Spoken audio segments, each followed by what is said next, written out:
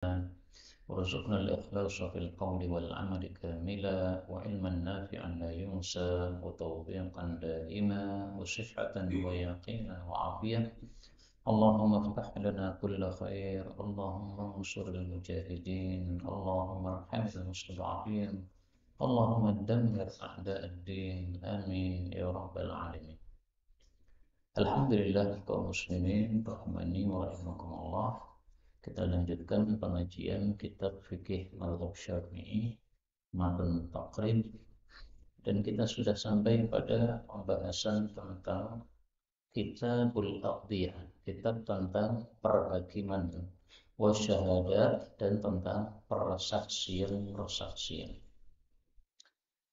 Beliau mengatakan wala yajuzu, dan tidak boleh ayyadiyal qada'a, untuk menjadi seorang qadhi atau hakim, illa kecuali man, orang yang istakmalah, telah sempurna, fihi padanya khamsa asyrata khoslah, 15 perkara. Jadi untuk menjadi seorang qadhi itu harus memenuhi 15 poin. Poin yang pertama apa? Al-Islam, dia harus beragama Islam. Maka seorang hakim beragama Kristen dia tidak sah sebagai hakim, karena umat Islam ini disuruh untuk menjadikan wali bagi mereka orang-orang beriman. Kalau kita angkat hakim orang kafir, berarti kita sudah menjadikan orang-orang kafir sebagai pemimpin atau pengurus kita. Tidak boleh. Bahkan meskipun hakim ini untuk sesama orang kafir, tetap harus seorang muslim.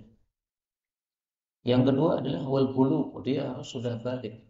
Maka kalau ada anak kecil usia 14 tahun, meskipun cerdas sekali, tapi karena belum balik tidak bisa jadi hakim.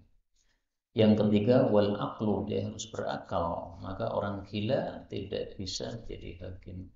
Yang keempat wal hurriyah, dan merdeka, berarti budak tidak bisa menjadi hakim. Karena budak itu perbuatannya, aktivitasnya terbatas, dia dimiliki oleh majikannya. Kalau pas ada masalah kemudian dia disuruh menyelesaikan masalah itu padahal dia masih ditahan oleh majikannya, ya nggak bisa menjadi hakim. Yang kelima wadzukurah, dan seorang laki-laki, maka perempuan tidak sah menjadi hakim. Meskipun perempuan itu doktor, tidak bisa menjadi hakim, karena perempuan itu memang lemah, ditakut-takuti, takut ya. Kemudian perempuan ini sering mengalami perkara-perkara yang tidak dialami oleh laki-laki, misalnya hamil, menyusui, haid dan sebagainya.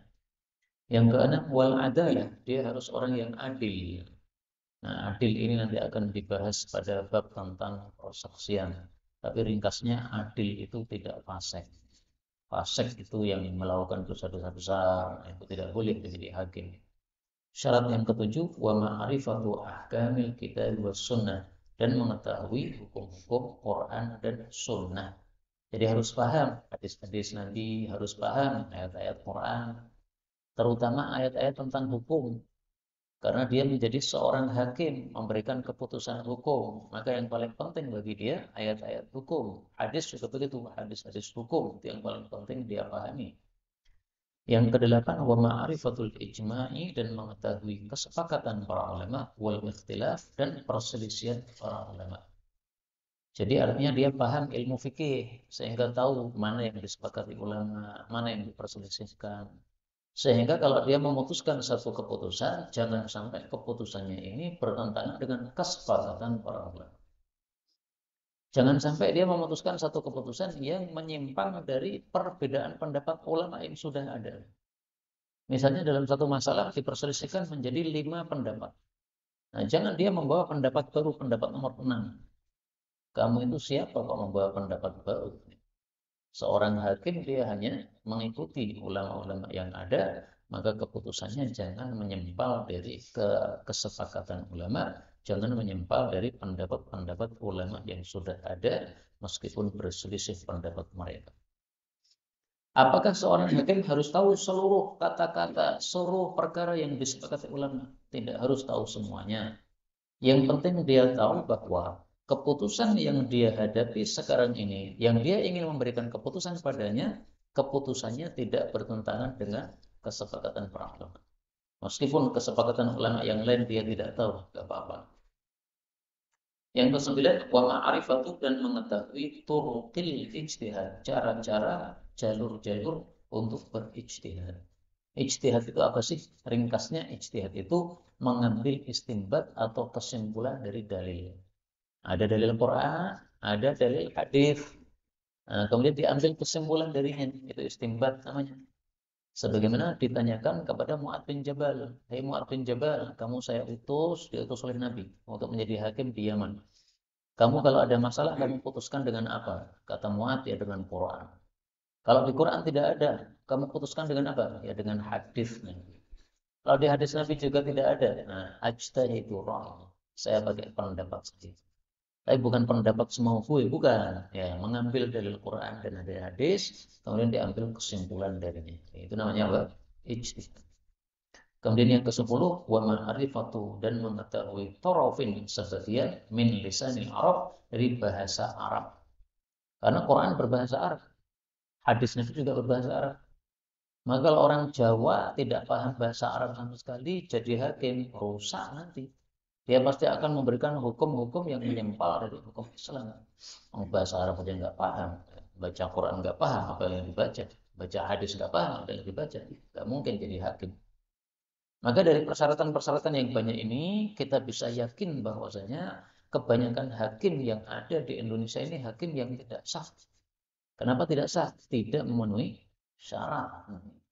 Makanya pada rusak mereka. Rusak kenapa? Karena memutuskan dengan tanpa ilmu. Sebagaimana sabda Nabi SAW. Rasulullah bersabda, "Al-qudhatu thalathatun." Para hakim itu ada 3 macam. Ithnani finnar. 2 masuk neraka. Wa wahidun fil jannah. 1 masuk surga. Siapa yang masuk surga? Rajulun, seseorang, alimal haqqa, mengetahui kebenaran. Faqadha bihi, dia memutuskan dengan kebenaran. Fahuwa bil jannah, dia masuk jannah. Kebenaran itu yang ada di Quran dan hadis, itu kebenaran. Kalau tidak paham Quran hadis menjadi hakim, ya pasti memutuskan tanpa kebenaran karena tidak tahu dalil. Maka hakim itu lebih banyak masuk neraka daripada masuk surga. Masuk surga syaratnya 2. 1, mengetahui kebenaran. 2, memutuskan sesuai kebenaran yang dia ketahui. Warajulun qadha nasi ala jahli. Seseorang memberikan keputusan hukum dengan kebodohan tanpa dasar ilmu. Fahuwa finnar, dia masuk neraka. Nggak paham Quran, nggak paham hadis, ya berarti bodoh dia, nggak paham, itu masuk neraka. Warajulun arafal haqqa fajara. Satu lagi, orang yang sudah tahu kebenaran tapi tidak menggunakan kebenaran tadi. Paham dia Quran hadis, lulusan pesantren dia. Tapi kalau dia memutuskan dengan kebenaran, dia nanti malah yang dimasukkan penjara. Maka dia akhirnya mengikuti pendapat manusia supaya mendapatkan uang dari perhakimannya tadi. Itu juga fahuwa finnar, masuk neraka. Hadis riwayat Imam Sahih. Kita lanjutkan syarat yang ke-11. Wa ma'rifatu dan mengetahui tafsir kitabillah ta'ala, tafsir dari Al-Quran. Jadi kalau membaca Quran paham apa yang dia baca, mengetahui tafsirnya, nah itu bisa menjadi hakim. Yang ke-12, wa iyyakuna sami'an, dia harus mendengar. Jadi nggak boleh orang tuli jadi hakim. Bagaimana seorang hakim tuli, dia mendengarkan perkara yang disampaikan oleh 2 orang yang bertengkar. Kalau nggak mendengar gimana bisa memberikan keputusan? Yang ke-13, wa ayyakuna basira, dia harus melihat. Maka kalau buta tidak bisa menjadi hakim. Nah, kadang-kadang perselisihan itu kan dibawakan bukti. Misalnya rebutan tanah. Ada buktinya enggak siapa pemilik tanah ini? Nah, dia bawa bukti. Nah, kalau hakimnya enggak bisa mendelok, terus gimana? Buktinya dibawakan, tapi dia enggak bisa melihat. Enggak ada gunanya. Melihat ini tidak harus dengan 2 mata. Dengan 1 mata enggak apa-apa. Yang penting melihat. Nih. Maka buta 1 mata masih sah jadi hakim karena masih basir, masih melihat. Yang ke-14, wa iyyakuna katiban, dia harus bisa nulis. Tapi ini nomor 14, ini masalah khilafiyah. Menurut pendapat mazhab Syafi'i yang muktamad itu nomor 14 ini tidak termasuk syarat. Jadi seorang hakim tidak harus bisa tulis. Nabi Muhammad SAW itu kan ummi, Pak, tidak bisa baca tulis. Tapi beliau juga seorang hakim. Dia memberikan keputusan hukum kepada para sahabat-sahabatnya. Yang ke-15 wa ayyakuna mustaiqilan. Dia orangnya harus mustaikir. Mustaikir itu sadar. Sadar itu maksudnya tidak lengah, tidak lalai. Karena kalau seorang hakim lengah, lalai itu mudah ditipu. Nanti ditipu oleh orang yang berperkara, akhirnya yang zalim bisa lolos padahal dia zalim, semestinya dia tidak lolos dengan kezalimannya tadi. Maka harus orang itu mustaiqil, orang yang cerdas, orang yang sadar, tidak mudah ditipu, tidak tidak mudah dikecoh, seperti itu hakim. Makanya dulu di masa Sayyidina Umar itu yang diangkat jadi hakim adalah Shuraih Al-Qadhi. Shuraih Al-Qadhi. Kenapa diangkat jadi hakim? Cerdasnya bukan main. Ya sangat cerdas, sangat mustaqim, sangat sadar orangnya. Inilah 15 syarat untuk menjadi hakim. Yang tidak memiliki 15 syarat ini jangan sekali-kali mendaftar menjadi hakim. Kalau nekat mendaftar menjadi hakim, siap-siap masuk ke dalam neraka. Na'udzubillahi min syarri dzalika. Kemudian bicara masalah yang lain, yaitu masalah tentang apa yang disunnahkan bagi hakim. Wa yustahabbu, dan disukai atau disunnahkan. Ayat jadi sah bahwasanya hakim duduk fi wasatil balad, di tengah-tengah kota. Jadi kalau dia hakim untuk kota Solo, nah jangan di pinggiran kota Solo, tapi di tengah kota Solo. Kenapa di tengah? Supaya semua penduduk Solo itu dekatnya sama kepada hakim tadi. Sehingga kalau ada orang punya masalah, mau datang ke hakim tidak merasa keberatan karena jauh, ya, karena dekatnya sama, karena dia berada di tengah-tengah. Tapi tentu saja syarat ini adalah kalau tidak ada tempat yang sudah disiapkan untuk hakim. Dan kalau sudah ada tempat yang disiapkan untuk hakim, maka tentu saja si hakim berada di tempat tersebut. Seperti zaman sekarang kan sudah ada kantor nih, kantor untuk pejabat. Dan kalau sudah disiapkan kantor ya dia otomatis berada di kantor tadi. Fi maudhi'in, pada tempat barizin yang tampak linnasi bagi para manusia. Jadi bukan di tempat yang tersembunyi, tapi tempat yang tampak. Misalnya pinggir jalan raya, pinggir Masjid Fatimah. Nah, sehingga orang mau datang ke sana gampang karena tempatnya baris yang muncul. Wala hajibalahu, dan tidak ada penjaga pintu untuknya. Enggak perlu pakai penjaga pintu. Membuat sulit saja untuk menemuinya.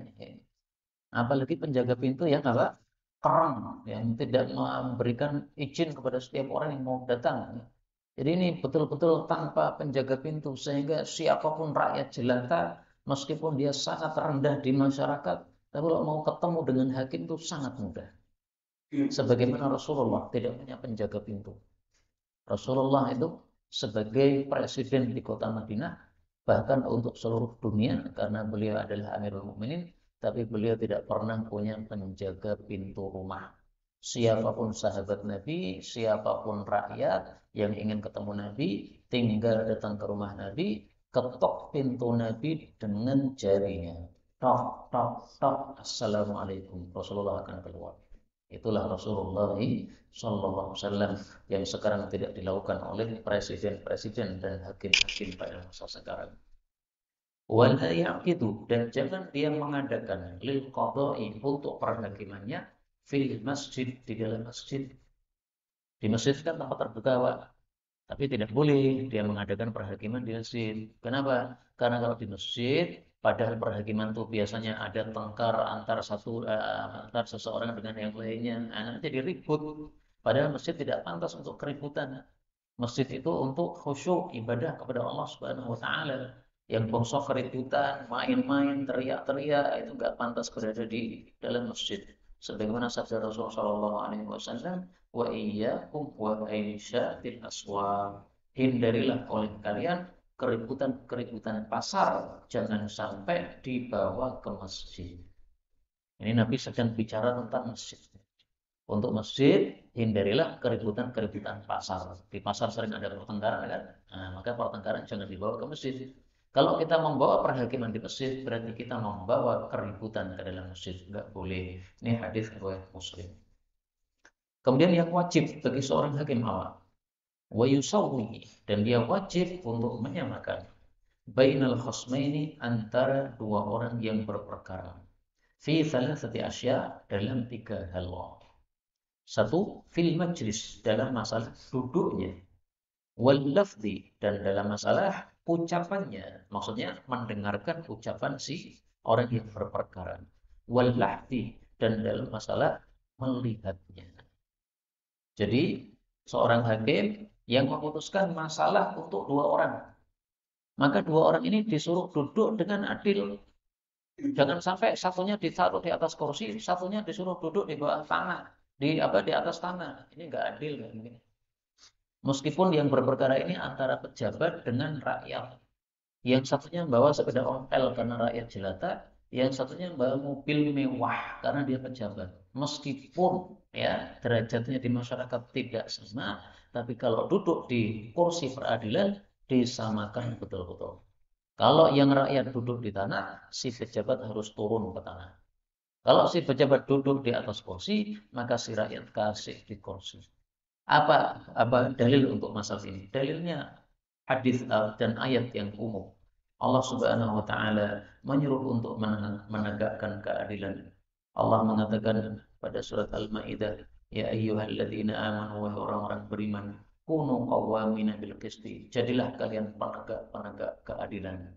Syuhada'a lillah, menjadi saksi-saksi karena Allah Subhanahu wa taala. Jadi harus adil. Kalau tidak adil, maka tidak termasuk yang dijamin masuk surga. Kalau adil, maka jaminannya surga. Mari kita lihat. Rasulullah Shallallahu Alaihi Wasallam bersabda, Innal muqsitin, orang-orang yang adil, indallah yaumil qiyamah, besok di hari kiamat, ala manabir min nur, berada di atas mimbar-mimbar yang bersinar-sinar. An yaminir rahman, di kanannya Allah Ar-Rahman. Wakil tayadaihi yamin, dan kedua tangannya Allah itu kanan. Alladzina yaqdiluna fi hukmihim, yaitu orang-orang yang adil dalam hukum mereka, wa ahlihim, dan adil kepada keluarga mereka, wa ma walu atau wa ma wulu, dan adil terhadap apapun yang mereka mengurusi terhadapnya. Hadis riwayat Imam Muslim. Maka inilah jaminan bagi orang-orang yang menjadi hakim yang adil. Tidak adil masuk neraka, adil masuk surga, bahkan dimuliakan oleh Allah Subhanahu wa taala. Ini pertama ya, tentang duduknya harus adil. Wal lafzi, dan lafalnya. Lafalnya maksudnya lafalnya orang yang berperkara tadi harus didengarkan semuanya. Tidak boleh mendengarkan salah satu pihak, kemudian satunya ngomong, kamu nggak usah ngomong, kamu diam saja. Kamu rakyat jelata saja. Kamu elek saja, nggak boleh begitu. Yang pejabat ngomong, maka yang rakyat juga ngomong. Harus sama-sama didengarkan. Karena itu dalam hadis disebutkan bahwasanya yuk ada nih 2 orang yang berperkara itu didudukkan baina yadayil hakim, di depannya hakim. Jadi bareng-bareng. Dudukannya bareng-bareng. Lebih bagusnya bareng-bareng, tidak satu persatu. Karena kalau satu, kemudian dia disuruh ngomong, dia bisa bohong. Tapi kalau 2 orang didatangkan bersama-sama, maka kalau si A ini ngomong, dia kalau bohong akan ketahuan oleh si B. Demikian juga B ini kalau ngomong dan dia bohong akan diketahui oleh si A. Maka dua-duanya didatangkan bersama-sama. Silahkan kamu yang pendakwa mendakwakan apa? Sampaikan. Karena kalau pendakwa sudah menyampaikan, sudah selesai perkataannya, sudah didengarkan oleh si hakim, nah, baru kemudian hakim bicara kepada orang yang terdakwa. Silahkan dengan bicara, sama-sama didengarkan. Kemudian yang ketiga adalah wal-lahzi, dan melihat. Melihatnya juga harus adil. Melihat kepada pejabat sambil senyum-senyum, melihat kepada rakyat jelata dengan melotot, nggak boleh. Satu pelototi, lainnya pelototi. Satu keran, lainnya keran. Maka harus adil. Tidak boleh dibedakan antara 2 orang yang berperkara tadi. Kemudian yang haram apa? Beliau mengatakan wala yajuz, dan tidak boleh alias haram ay yaqbalal hadiyah, untuk menerima hadiah min ahli amalihi, dari penduduk yang dia menjadi hakim padanya. Jadi misalnya dia hakim di Solo, nah, menerima hadiah dari orang-orang Solo, nggak boleh. Menerima hadiah dari orang-orang Sukoharjo nggak apa-apa. Kenapa? Karena dia wilayahnya cuma di Solo. Dia tidak menjadi hakim di Sukoharjo. Sebenarnya ini ada perincian yang banyak dalam kitab-kitab fikih ini. Tapi saya ringkas perinciannya. Intinya gini, ketika hadiah itu bisa menyebabkan hukum dari si hakim tidak adil, maka itu dia tidak boleh menerima hadiah. Makanya hakim dari untuk Solo boleh menerima hadiah dari orang Sukoharjo. Kenapa? Karena dia tidak akan memberikan keputusan hukum kepada mereka sehingga tidak dikhawatirkan tidak adil. Tapi kalau hadiah dari orang Solo, nah khawatir nanti kalau dia menerima hadiah, suka menerima hadiah dari orang Solo. Akhirnya ketika orang yang suka memberi hadiah ini berperkara, akhirnya si hakim memenangkan orang yang suka ngasih hadiah. Mau mengatakan salah, pakai kenapa? Ini dulunya sudah sering ngasih hadiah sama saya. Intinya begitu. Karena itu sebagai apa? Para ulama mengatakan, kalau memberikan hadiahnya itu sudah lama dia lakukan sebelum si hakim diangkat menjadi hakim, maka masih boleh melanjutkan hadiah, tidak apa-apa. Karena tidak ada kekhawatiran tadi. Misalnya nih ya, adik saya sebagai hakim. Dulu sebelum dia menjadi hakim, saya itu sering ngasih hadiah sama adik saya, sama sebagai kerabat. Nah, begitu dia jadi hakim, apakah saya tidak boleh melanjutkan hadiah yang biasa saya berikan? Misalnya saya biasa berikan hadiah itu setiap bulan sekali, ya, akhir bulan misalnya.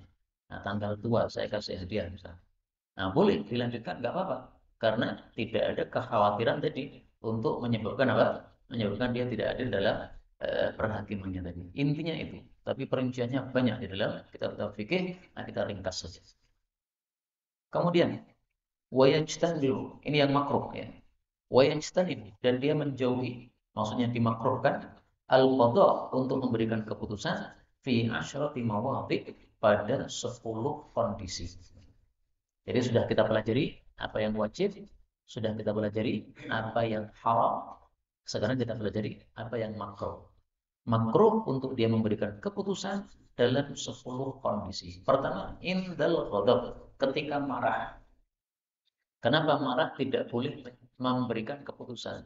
Karena orang marah kalau memberikan keputusan, nanti keputusannya tidak adil. Orang marah itu taghayyara kamalu aklihi, telah berubah kesempurnaan berpikirnya.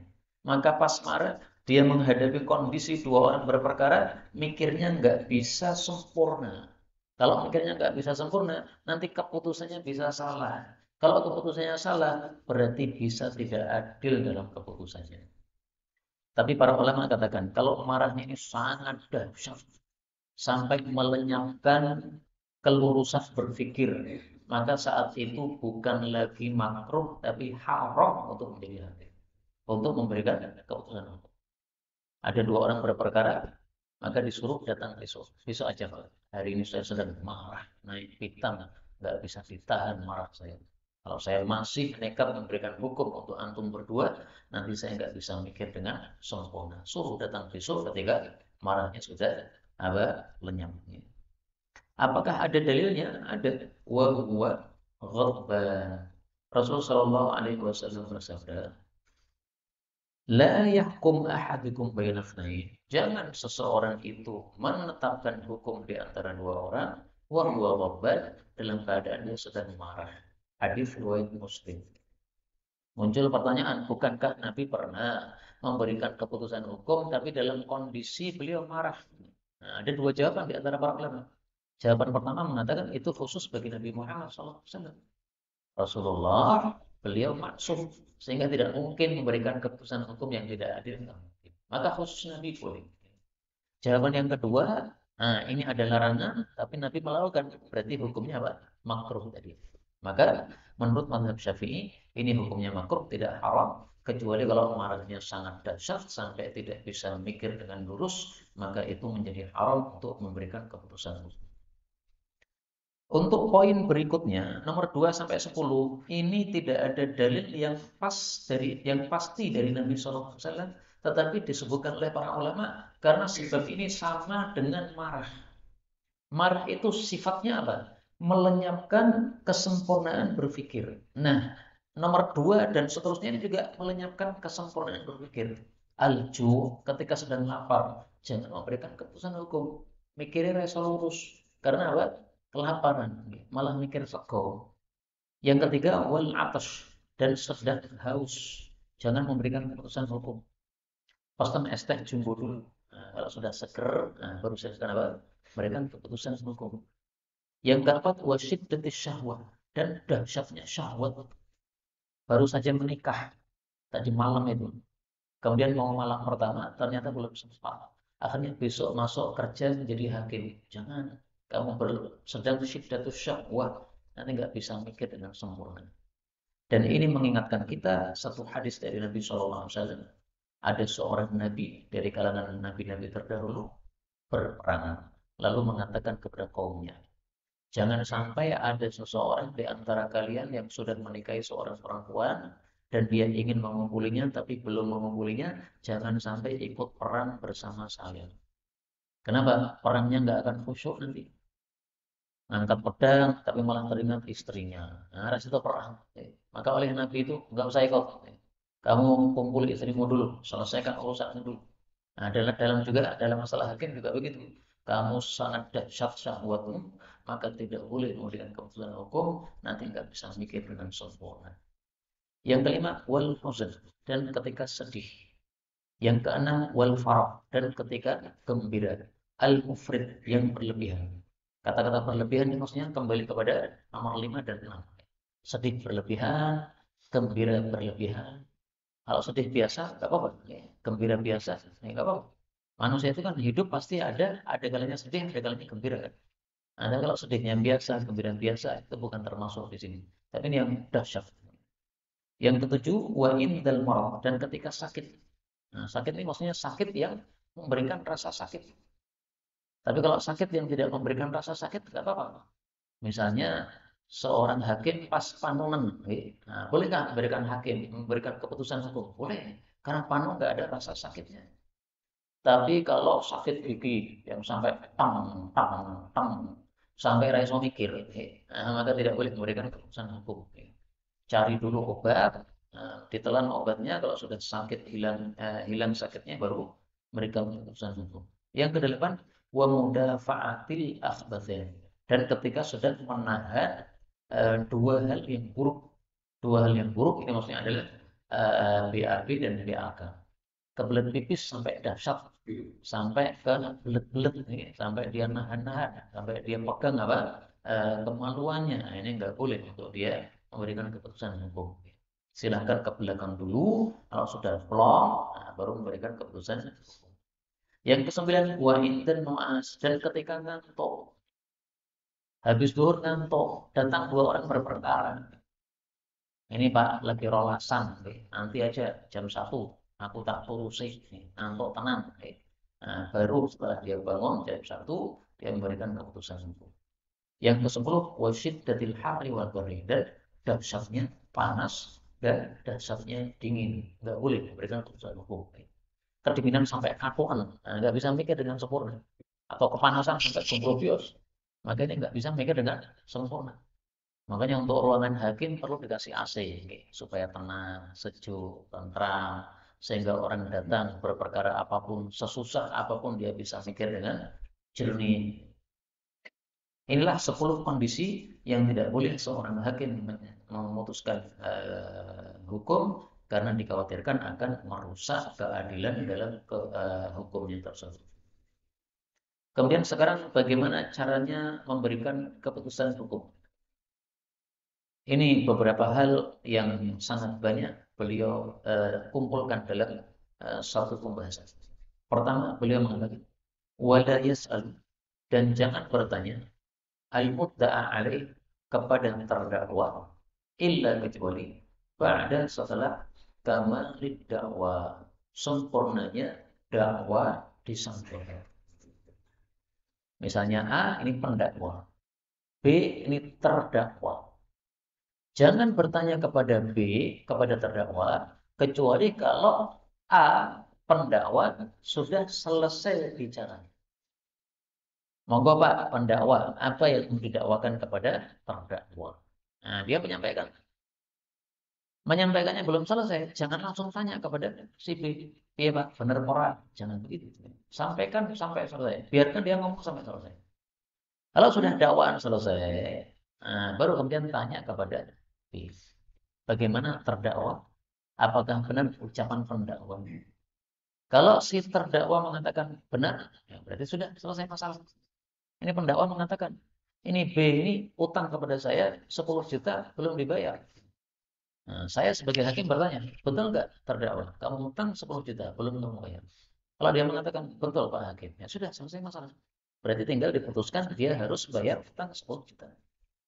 Kalau si terdakwa mengatakan tidak, saya tidak berhutang kepada dia, dia salah dia. Yang utang kepada dia itu adik saya, tapi kembaran dengan saya. Nah, dia nuduh saya, itu adik saya padahal. Nah, maka kalau dia mengingkari begitu, maka dia harus hakim minta kepada si pendakwa untuk mendatangkan bukti. Mana buktimu bahwa orang ini punya utang kepada kamu 10 juta? Kalau ternyata dia nggak punya bukti, maka saya sebagai hakim cukup menyuruh terdakwa untuk bersumpah. Demi Allah, saya tidak punya utang 10 juta. Sudah selesai masalah. Jadi kalau dia mengakui, selesai masalah. Kalau dia tidak mengakui, maka saya tanya kepada pendakwa untuk mendatangkan bukti. Kalau dia bisa mendatangkan bukti, selesai masalah. Yaitu dia membawa 2 orang saksi. Bahwasanya si B betul-betul utang belum bayar. Kalau dia tidak bisa mendatangkan bukti, kemudian si terdakwa bersumpah bahwa dia tidak punya utang, selesai masalah. Jadi ada tahap-tahapannya. Harus urut. Makanya maksud beliau di sini, jangan bertanya kecuali kalau sudah selesai sempurna dakwaan, maksudnya dia harus urut. Jangan ngomong apapun baik kepada pendakwa atau kepada terdakwa kecuali sudah tiba waktunya. Sudah tiba waktu untuk minta bukti, baru ngomong minta bukti. Sudah tiba waktu untuk menyuruh sumpah, baru ngomong bersumpah. Yang kedua, wala yuhallifu, dan jangan minta sumpah kepada terdakwa illa kecuali ba'da setelah su'alil mudda'i, permintaan dari pendakwa. Jadi pendakwa ini minta. Pendakwa mengatakan, saya tidak punya bukti. Tapi saya yakin dia punya utang kepada saya. Tapi memang saya tidak punya bukti. Kalau dia tidak mengakui, silahkan dia bersumpah. Nah, maka si terdakwa bersumpah, demi Allah, saya tidak punya hutang kepada orang itu. Kalau dia ternyata bohong, nanti akan dihukum oleh Allah. Jadi sumpah bohong itu menjadi bohong. Allah akan hukum dia. Kemudian wala yulatinu, dan jangan dia mentalqin khosman kepada seseorang yang berperkara tadi hujjatan, akan satu hujjah. Jadi ngajari untuk menjawab apa tuduhan, untuk menjawab dakwaan tadi. Jangan. Wala yufhimuhu kalaman, dan jangan memberikan paham kepada dia akan satu perkataan. Wala yata'anat, dan jangan dia memberatkan bisyuhada terhadap para saksi. Jadi kalau ada saksi, jangan kasar kepada saksi, jangan memberatkan kepada saksi. Meskipun memberatkan dengan ucapan kasar, nggak boleh. Misalnya, mengatakan kepada saksi, kenapa kalian mau jadi saksi? Nah, nggak boleh begitu. Tapi harus ahlan wa sahlan, bapak-bapak yang bersedia menjadi saksi, terima kasih, bisa membantu masalah ini supaya selesai. Nah, jangan memberatkan. Kemudian persaksiannya kurang lancar dalam bicara, kemudian mengatakan, apa-apaan kamu itu, ngomong orang fasih. Nah, nggak boleh begitu. Harus lemah lembut kepada orang yang menjadi saksi. Dia sudah membantu. Kalau nggak ada saksi kan susah masalahnya untuk selesai. Wala yaqbalu syahada, dan tidak boleh menerima persaksian illa kecuali mimman tsabatat adalahu, dari orang yang memang betul-betul sudah dibuktikan keadilannya. Artinya dia bukan orang fasik. Ini si hakim tahu, ini orang saksinya ini orangnya baik. Primus pria musola, orang baik, bukan penipu, bukan perampok, bukan pemabuk dan sebagainya. Wala yaqbalu wala tuqbalu, dan tidak boleh diterima syahadatu aduwin, persaksian dari seorang musuh. Maksudnya persaksian yang memberatkan kepada musuh tersebut. Jadi misalnya A dengan B berperkara. Kemudian A membawa saksi. Saksinya ini untuk memberatkan si B. Tapi ternyata saksinya ini punya masalah dengan B. Nggak boleh. Karena kalau saksi punya masalah dengan B, dia disuruh menjadi saksi, otomatis ambil kesempatan untuk memberatkan dan menyalahkan si B. Berbeda kalau musuh ini disuruh menjadi saksi yang menguatkan si B, malah boleh. Saya punya saksi, cuma saksi itu memusuhi saya. Yang menyaksikan saya waktu kejadian itu, dia memusuhi saya. Boleh nggak menjadi saksi? Boleh. Karena dia ingin apa namanya membantu saya, padahal dia musuh saya. Maka tidak boleh dia menjadi saksi yang memberatkan. Tapi kalau saksi yang menguatkan, maka nggak apa-apa. Kemudian wala syahadatu walidin. Tidak boleh persaksian dari bapak liwalidihi untuk menguatkan liwaladihi untuk menguatkan anaknya. Jadi bapak membantu anaknya, menjadikan saksi menjadi saksi untuk anaknya, menguatkan anaknya, membenarkan anaknya, enggak boleh. Karena namanya bapak pasti sayang kepada anak. Demikian juga dibalik enggak boleh. Anak menjadi saksi yang membenarkan bapaknya, enggak bisa. Kecuali kalau memberatkan malah boleh. Siapa yang membunuh orang ini? Saksinya siapa? Ya, saksinya anaknya sendiri.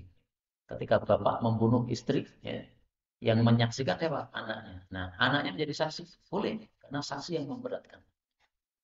Kemudian, wala yaqbalu, tidak boleh dia menerima kitab qadin, surat dari seorang qadhi yang lain, ila qadin akhar, kepada qadhi yang lain, fil ahkami, dalam masalah hukum, illa kecuali ba'da syahadati syahidain, setelah bersaksinya dua orang saksi, yashhadani, yang keduanya bersaksi, bima bihi, dengan isi surat tadi.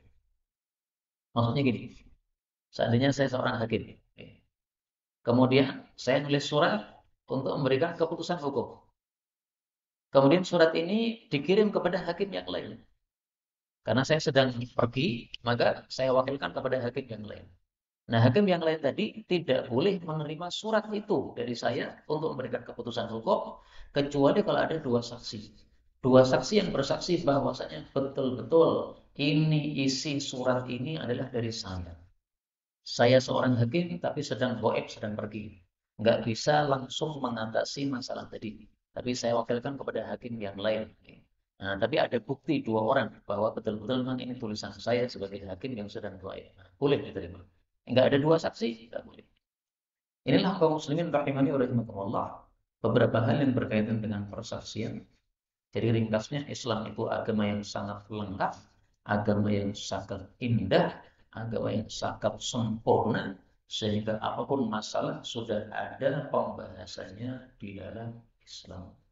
Sampai di sini saya cukupkan karena agak sedikit pembawaannya.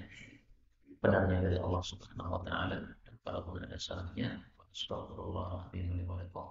Kalau ada sisa pembahasan dipersilakan.